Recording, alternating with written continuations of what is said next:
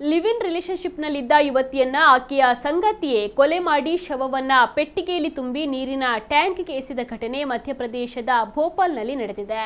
ಇಲ್ಲಿನ ಕಮಲನಗರ ಪೊಲೀಸ್ ಠಾಣೆ ವ್ಯಾಪ್ತಿಯ ಸಿಕ್ಸ್ಘರ ಎಂಬಲ್ಲಿನ ನಿರ್ಜನ ಪ್ರದೇಶದಲ್ಲಿರುವ ನೀರಿನ ಟ್ಯಾಂಕ್ನಲ್ಲಿ ಶವ ಪತ್ತೆಯಾಗಿದೆ. ಆರೋಪಿಯು ಯುವತಿಯನ್ನ ಕೊಂದ ನಂತರ ಒಂದು ದಿನದ ಕಾಲ ಶವವನ್ನ ಮನೆಯಲ್ಲೇ ಇಟ್ಟುಕೊಂಡಿದ್ದ. ಬಳಿಕ ತನ್ನ ತಾಯಿ, ಸಹೋದರ ಹಾಗೂ ಸಹೋದರಿಯ ನೆರವಿನಿಂದ ಮನೆಯಿಂದ 200 ಮೀಟರ್ ದೂರದಲ್ಲಿರುವ ನೀರಿನ ಟ್ಯಾಂಕ್ಗೆ ಎಸೆದಿದ್ದಾನೆ. ಶವ ತೇಲದಂತೆ ಪೆಟ್ಟಿಗೆಯ ಒಳಗೆ ಕಲ್ಲುಗಳನ್ನು ಕೂಡ ತುಂಬಲಾಗಿತ್ತು. ಫೆಬ್ರವರಿ 12ರ ಗುರುವಾರ ಸಂಜೆ ಟ್ಯಾಂಕ್ನಿಂದ ಕೆಟ್ಟ ವಾಸನೆ ಬರಲು ಆರಂಭಿಸಿದಾಗ ಸ್ಥಳೀಯರು ಪೊಲೀಸರಿಗೆ ಮಾಹಿತಿಯನ್ನು ನೀಡಿದ್ದಾರೆ.